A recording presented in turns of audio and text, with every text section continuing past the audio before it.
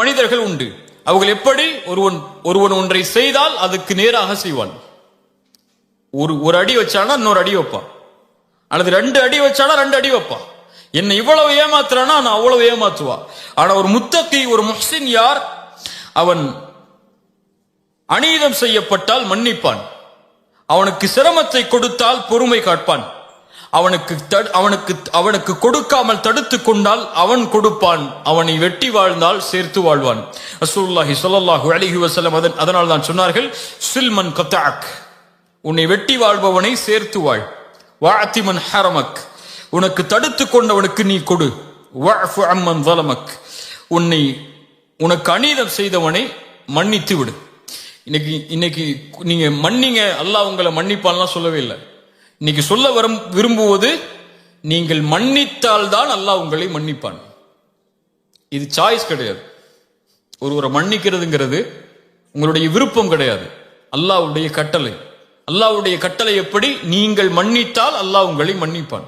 ரசூலுல்லாஹி ஸல்லல்லாஹு அலைஹி வஸல்லம் சொன்னாங்க, யக்ஃபிரு, நீங்கள் மன்னியுங்கள், அல்லாஹ் உங்களை மன்னிப்பான். நான் விரும்பினால் மன்னிப்பேன், விரும்பவில்லை என்றால் மன்னிக்க மாட்டேன் என்றால், இதே நிலையை அல்லாஹ் நாளை மறுமையில் எடுத்தால், இதே நிலையை மறுமை நாளை அல்லாஹ் எடுத்தால், அல்லது நான் அவன் எவ்வளவு செய்தானோ அதற்கு மாற்றாக செய்து மன்னிப்பேன் என்றால், இதே நிலையை அல்லாஹ் எடுத்தால் தாங்க மாட்டீங்க. அப்படியா இல்லையா? இப்ப நான் ஏன் மன்னிக்க வேண்டும் என்று நீங்க சொல்லிட்டாலே, நான்ங்கிற வார்த்தை மேல வந்துட்டாலே நீங்க என்ன நினைச்சுக்கிறீங்க? நான் மேல இருக்கிறேன், அவன் கீழே இருக்கிறான்னு நினைச்சுக்கிட்டீங்க. இப்ப நான் மேல இருக்கிறேன், நீங்க கீழே இருக்கிற நினைச்சுக்கிட்டீங்கன்னா உங்க மனசுல என்ன இருக்குது? பெருமை வந்துருச்சு. உன் மனசுல பெருமை வந்துருச்சுன்னா கடுகளவு வந்தாலும் சொர்க்கம் நுழைய முடியாது, நரகம் உனக்கு உரித்தாகும். இப்போ ஒரு மனிதனை மன்னிக்கும் போதுதான் நான் யார் என்பது எனக்கு தெரியும். எனக்கு அநீதம் இழைக்கப்படும் போதுதான் நான் யார் என்பது எனக்கு தெரியும். எனக்கு கெடுதல் நடக்கும் போதுதான் நான் யார் என்பது எனக்கு தெரியும். நான் நல்லவன் தான், நல்லதா நடந்தா நல்லவன். நான் கெட்டதை நடக்கும் போது நீ எப்படி நடந்துக்கிறங்கிறத பொறுத்துதான் நான் இருப்பேன்னா நீ நல்லவன் கிடையாது. இஸ்லாமிய மார்க்கத்துடைய அளவீடுகளை பொறுத்தவரை நீ எப்படி நடந்தாலும் என்னிடத்திலிருந்து நலவு மட்டும்தான் வெளிப்படும். இது முஹ்சினுடைய குணம். ரசூலுல்லாஹி ஸல்லல்லாஹு அலைஹி வஸல்லம் அவர்களுடைய மனைவியை பற்றி தவறான செய்தி பரப்பப்படுகிறது. யாருடைய மகள்? அபூபக்கர் சித்திக் ரலியல்லாஹு அன்ஹு அவர்களுடைய மகள் ஆயிஷா ரலியல்லாஹு அன்ஹா. இவ்வளவு பெரிய தூய்மையான ஒரு பெண்ணை பற்றிய செய்தி, அதுவும் இழிவான விபச்சார குற்றச்சாட்டோடு பரப்பப்படுகிறது. ஒரு உணர்வில் பார்ப்போம். என் சகோதரியை பற்றி ஒருவர் தவறான செய்தியை மக்களிடத்திலே பரப்புகிறார். இந்த நிலையில், அல்லது உங்களுடைய வீட்டில் இருக்கக்கூடிய ஒரு பெண்ணை பற்றிய தவறான செய்தியை ஊர் முழுக்க பரப்புகிறார். நீங்கள் யாரை விரும்பினீர்களோ அவர்களே பரப்புகிறார்கள் என்றால் நம்முடைய மனநிலை எப்படி இருக்கும்? எப்படி இருக்கும்? அவன் உயிரோடையே இந்த பூமியில இருக்கக்கூடாதுங்கிற அளவுக்கு நம்ம கோவம் வந்துடும். அப்படியா இல்லையா? அபூபக்கர் சித்திக் ரலியல்லாஹு அன்ஹு அவர்களுடைய காதில் வருகிறது, உங்களுடைய மகளை பற்றிய செய்தியை பரப்புவது வேறு யாரும் இல்லை, நீங்கள் யாருக்கு அல்லாஹ்விற்காக உதவி செய்கிறீர்களோ அந்த மிஸ்தாஹ் அவர்தான் ஹஸ்ஸான் இப்னு சாபித் போன்ற நபித்தோழர்களோடு சேர்ந்து இந்த செய்தியை எல்லாம் பரப்பி கொண்டிருக்கிறார்.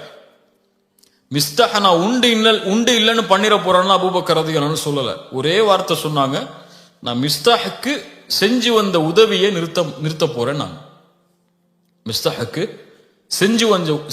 செஞ்சிட்டு வந்த உதவியை நிறுத்த போறேன். நான் அல்லாஹ் ரப்புல் ஆலமீன் வசனம் இறக்குகிறான். சூரத்து நூருடைய 22வது வசனம், வலா யஅ்தலி உதுல் ஃபத்லி மின்கும் வஸ்ஸஅதி, உங்களில் கண்ணியம் கொடுக்கப்பட்டவர்கள், வசதி கொடுக்கப்பட்டவர்கள், ஏழைகளுக்கும் நெருங்கியவர்களுக்கும் முஹாஜிர்களுக்கும், அதாவது ஹிஜ்ரத் செய்து வந்தவர்களுக்கும் அல்லாஹ்வுடைய பாதையில் கொடுத்ததை கொடுக்க மாட்டேன் என்று சொல்ல வேண்டாம்.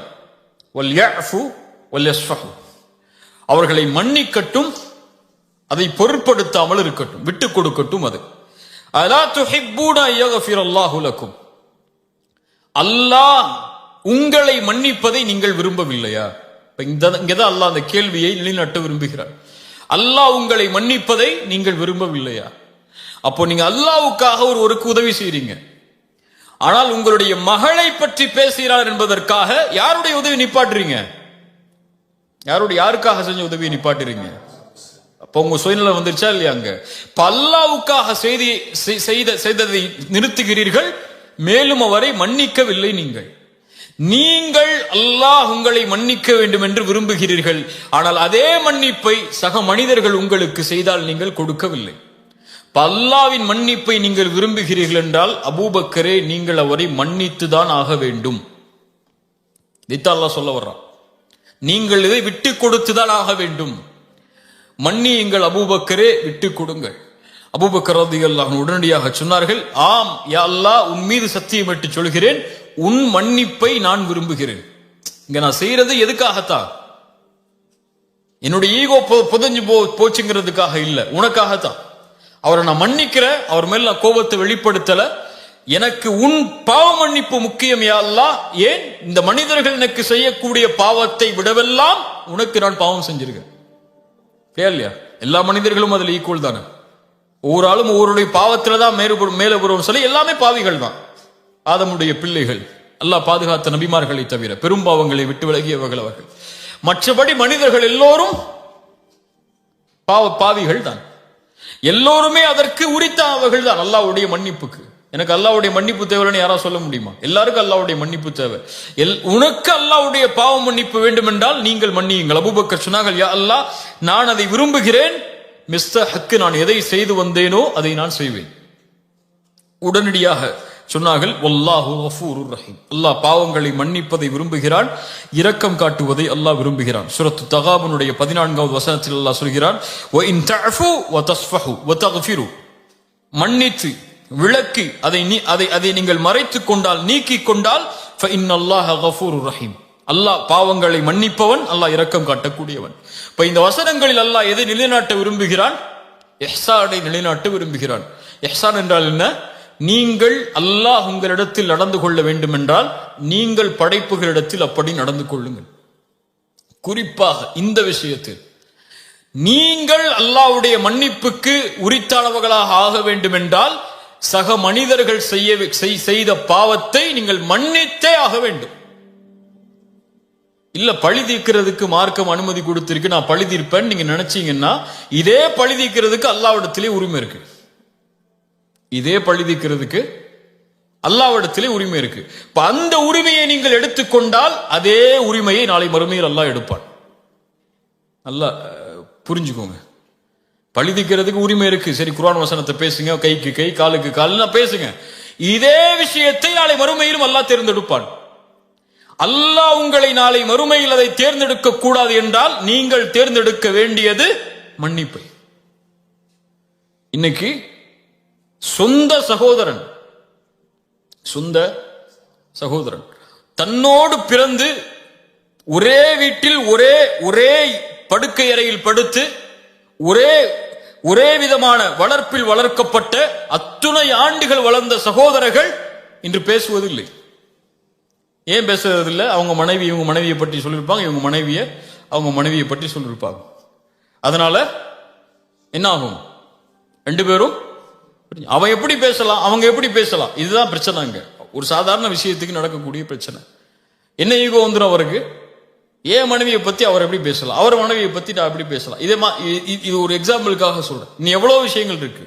அல்லது காசுடைய விஷயமாக இருக்கலாம், அல்லது அப்பாவுடைய சொத்துல அவர் எப்படி கூட எடுத்துக்கிட்டாரு, நான் எப்படி கம்மியா எடுத்துக்கிறேன், அல்லது ஏன் சொத்தை அவர் எடுத்துக்கிட்டாரு. இப்படி இந்த உலகத்துடைய பொருளாதார விஷயமாக இருக்கலாம். இந்த பொருளாதாரமும் இந்த வார்த்தைகளும் இந்த சண்டையும் எதை முடிவெடுக்கிறது? உன் சொர்க்கத்தை முடிவெடுக்கிறது, உன் நரகத்தை முடிவெடுக்கிறது. உன் மனைவிக்காக உன் குடும்பத்தை பகைத்தால், உன் காசுக்காக உன் சகோதரன் நீ பகைத்தால், உன் காசும் உன் மனைவியும் உனக்கு நரகம். அப்படியா இல்லையா? சொர்க்கமாக நீ மாற வேண்டும் என்றால் இந்த உலகத்தில் உனக்கு என்ன தீமை உனக்கு நடந்தால், உனக்கு கொடுக்கப்பட்டால், உன்னை பற்றி பேசப்பட்டிருந்தால், உன் மானம் அங்கே பாதிக்கப்பட்டிருந்தால், உன்னுடைய சொத்து சூறையாடப்பட்டிருந்தால், இது அனைத்தும் தரைமட்டமாக்கப்பட வேண்டும் மன்னிப்பு என்ற வார்த்தையால். அந்த வார்த்தையை நீ கொடுத்தால்தான், அந்த தன்மையில் நீ வாழ்ந்தால்தான் அல்லாஹ் இந்த தன்மையை எடுத்துக்கொள்வான். ரசூலுல்லாஹி ஸல்லல்லாஹு அலைஹி வஸல்லம் அவங்களுடைய காலத்தில் நடந்த நிகழ்வை பாருங்க. அபூதர் அல்-கிஃபாரி ரலியல்லாஹு அன்ஹு. அபூதர் அல்-கிஃபாரி அரபி, அதுவும் குறைஷி குலத்தை நெருக்கமான அரபி. அரபு என்ற ஒரு அந்த இனப்பற்றிலேயே வளர்ந்தவர்கள். சரியா? ஒரு சபையில் ஆலோசனை நடக்கிறது. அபூதர் அல்-கிஃபாரி ஒரு கருத்தை வைக்கிறார். பிலால் இப்னு ரபாஹ் யார்? அடிமையான ஒரு கருப்பு நிறத்து ஒரு அடிமையவர். பிலால் இப்னு ரபாஹ் எழுந்து சொன்னார்கள், அபூதரே, இந்த கருத்தில் நான் மாறுபடுகிறேன். இப்னு சௌதா, கருப்பியின் மகனே, உட்கார் என்றார்கள். அங்க ஒரு தன்மை மேலோங்கிருச்சு. அந்த இனவெறிங்கிற ஒரு தன்மை மேல வந்துருச்சு. கருப்பியின் மகனே என்று சொன்னவுடன் பிலால் அவர்களுக்கு, ஏன் அவங்க அதை விட்டு வெளியே வரணும்னு தான் இஸ்லாமுக்கே வந்திருக்காங்க.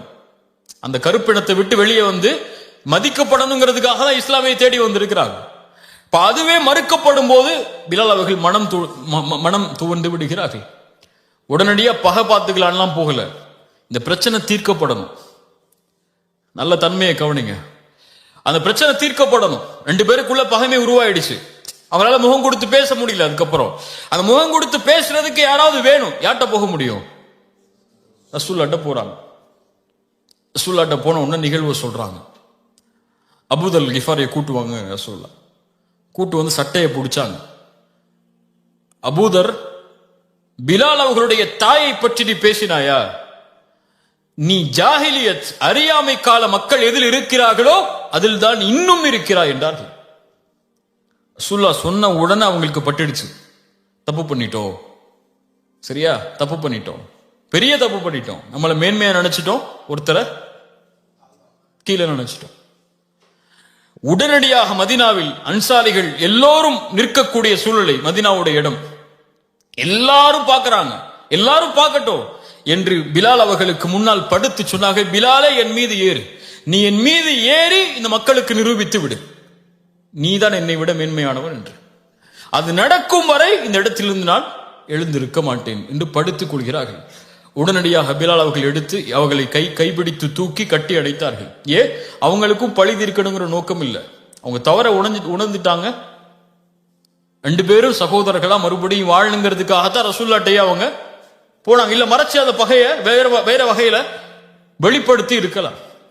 ரசூலுல்லாஹி ஸல்லல்லாஹு அலைஹி வஸல்லமுடைய வாழ்க்கையில அவர்களுக்கு பகையாக இருந்த, அவர்களுக்கு எதிரிகளாக வாழ்ந்த மக்காவாசிகளிடத்தில் அவர்கள் நடந்து கொண்ட முறை, தன்னுடைய சாட்சா ஹம்சாவுடைய ஈரக்குலையை கடித்து துப்பிய பெண். ஹம்சாவுடைய இழப்பு ரசூலுடைய வாழ்வில் ரலியல்லாஹு அன்ஹு மிகப்பெரிய இழப்பு. அவங்களுக்கு ரசூலுல்லாஹி ஸல்லல்லாஹு அலைஹி வஸல்லம் ஜனாசா தொழுகை நடத்தின மாதிரி அழுதுகிட்டே வேற யாருக்கும் ஜனாசா தொழுகை நடத்தல. அவ்வளவு தக்பீர்களை சொல்லி தொழுகை நடத்தி கொண்டே இருந்தார்கள். அந்த பிரிவு ரசூலுல்லாஹ்வால ஏத்துக்க முடியல. அதுவும் கொடூரமான கொலை செய்யப்பட்டு தன் சாட்சா இறந்தது அவங்களால அங்கீகரிக்கவே முடியல. மக்காவுடைய வெற்றி, 10,000 நபித்தோழர்கள், ஒரு பெரிய படை கையில் இருக்கு, மிகப்பெரிய சக்தியுடைய படை. மக்காவாசிகள் கொஞ்சம் பேர் உள்ள நுழைஞ்சா மக்காவை காலி பண்ணிடலாம், அவ்வளவு பெரிய சக்தி இருக்கு. உள்ள போறாங்க மக்காவுக்குள்ள.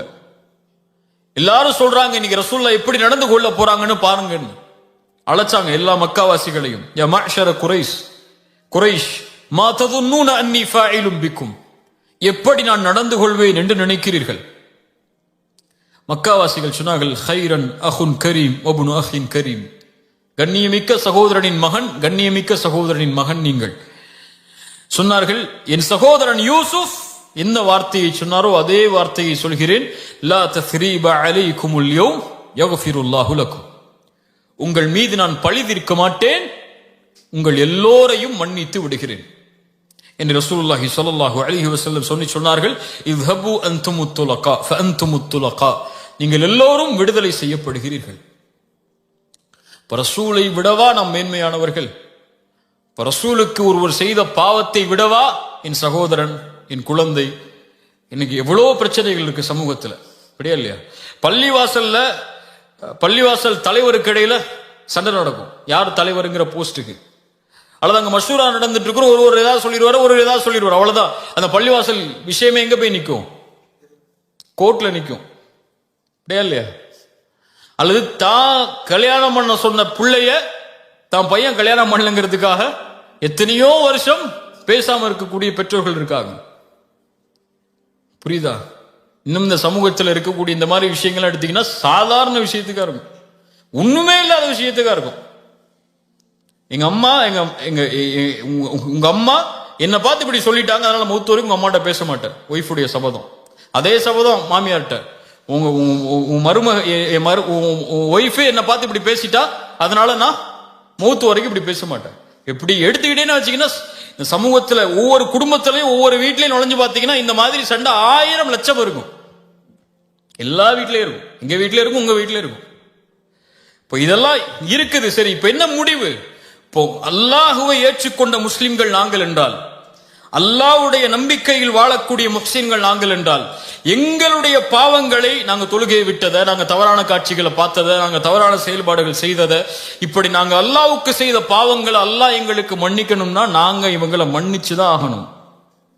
மன்னிச்சுதான் ஆகணும்னா சரி மன்னிச்சிட்ட போ, இனிமே என் கண்ணில் முழிக்காதுன்னு சொல்றது இல்ல.